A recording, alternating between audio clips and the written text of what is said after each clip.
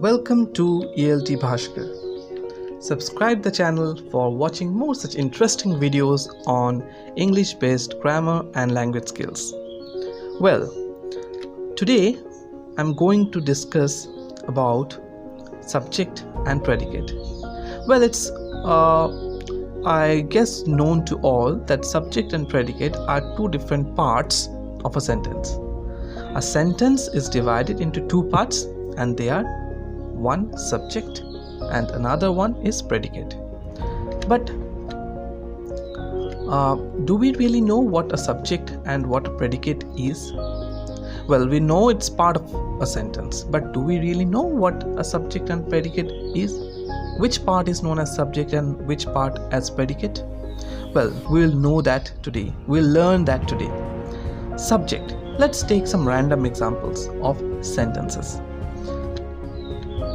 So here we are with a number of sentences. On the left hand side of your screen you find the subject, a number of subjects rather, and on the right hand side of the screen you find a number of predicates. And the subject and the predicate are corresponding to each other with same color, right? It's for ease of your understanding, I have maintained the same color. Well, so go by the color. The dog is the subject and the predicate is barks. Her work is the subject and the predicate is done. I is the subject and the predicate is love my motherland. The singer is the subject and the predicate is sings. He is the subject and the predicate is came just in time.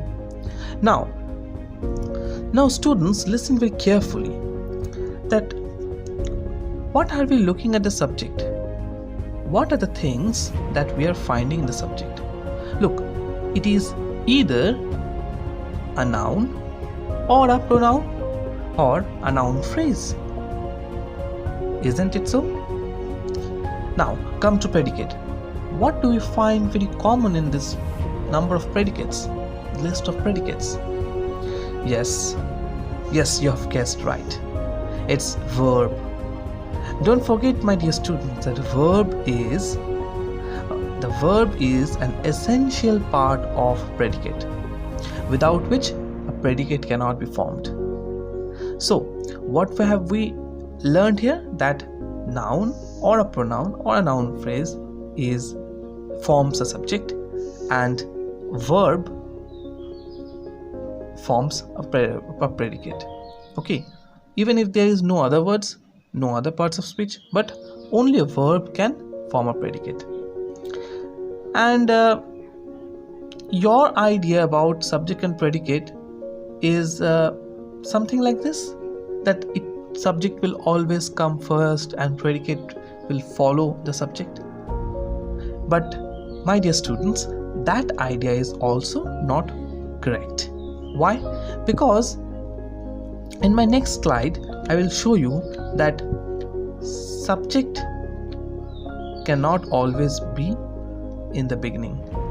Sometimes predicate can come in the beginning, or rather predicate can precede the subject, and that's what has happened here. Look, very interesting. In the forest lived is predicate. What is the subject? A saint. On the table lies predicate. The subject is a basket of fruits. At the end of the road stands an old man with umbrella. After the rainfall comes the rainbow. So look, subject is here not beginning the sentence, or the sentence doesn't begin with the subject in the beginning, or subject in the subject is not here the beginning part. Rather, predicate is the beginning part. But are we supposed to look at subject and predicate depending on their position? No, that's not the correct way. So what is the correct way? And what is the authentic way rather? So to know that, we must know what a subject is and what a predicate is. Well, a subject is that about whom or which something is said. I repeat, A subject is that about whom or which something is said. Look here, isn't something said about a saint? Yes, it is said that he lives in the forest. So whatever is said about the subject, listen very carefully, whatever is said about the subject is a predicate, and what about which or whom we say something is a subject. Come to the next example. A basket of fruits. It's a subject. So what is said about the subject? That it lies on the table, right? So it's predicate. An old man with umbrella. What is said about the subject? That he stands at the end of the road. So it's predicate. The rainbow. What is said about the subject? That it comes after the rainfall. So about which or whom we say something, that's the subject, and whatever is said about the subject is a predicate. I hope it is clear to you. So let's take the definition in written form. About which or whom we say something is said a subject.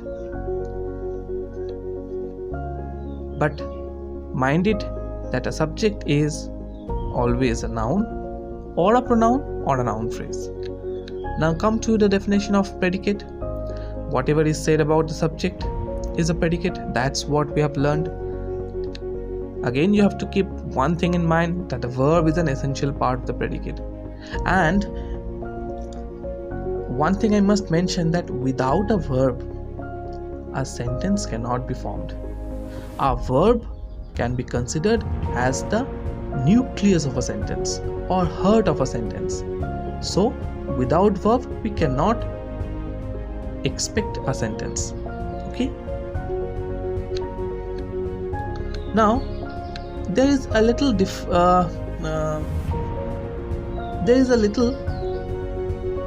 complication understanding what the subject is in imperative sentences. How? Let's take some example. Open your book at page number 30. Now, do you find any subject here? Apparently, it is not stated. The subject is not stated here, but there is a subject, and that is implied. That is understood, but not stated. What is that subject? It is you. Yes, you can find you with red ink as highlighted to show that there is a subject which is implied, which we have to understand by reading the sentence. So if we read it this way, it's also correct. You open the book at page 30, but it's not good English. Rather, when I am talking to somebody standing in front of me or a group of students who is attending my class, and I'm saying open your book at page 30, I'm definitely not referring to somebody outside the class, but those who are sitting inside the class in front of me, right? So you is the subject here. Example number 2, close the window. So definitely when I'm instructing or giving this instruction, someone might be in front of me, so I'm giving the direction to him or her. So you close the window. Again, you is the subject here, which has to be understood. Sit down here. You sit down here. Please give me a glass of water. You please give me a glass of water. Okay, so you is the subject here. Okay, so it's not that there is no subject, rather the subject is implied or understood, which we have to understand. Now you have a number of exercises will be given, where you have to identify and underline the subjects and predicates. Well, for your better understanding, I have already underlined and separated them. Just you have to look it and understand what the subjects are and what the predicates are. Okay, I know you. What is the subject here? I is the subject here, and know you is the predicate. Our school is a big one. Our school is a subject. Is a big one is predicate. 3 boys were playing in the ground. 3 boys is the subject. Were playing in the ground is a predicate, because whatever is said about the subject is a predicate. So what is said about the three boys? Were playing in the ground. About whom something is said? About the three boys. So it is it is subject. Next, barking dogs seldom bite. So we are saying something about the barking dogs. So it is the subject. And seldom bite, because whatever we are saying about the subject is the predicate. So it is predicate. A little learning is a dangerous thing. A little learning is subject, is a dangerous thing is predicate. The faithful dog followed its master. The faithful dog is the subject here, and followed its master is the predicate. What we know about you is true. What we know about you is subject, is true is predicate. Complete the homework. Now you can well understand that there is no subject apparently, but we have to understand that you is the subject here. You complete the homework. So whatever is underlined here is the predicate. The subject is absent but understood. Brush your teeth daily. Again, the entire one is predicate. There is no subject apparently, but you is the subject here. Reading newspaper daily updates your knowledge. So what is the subject and predicate here? Tell me, what is the subject here? Reading newspaper daily is the subject here.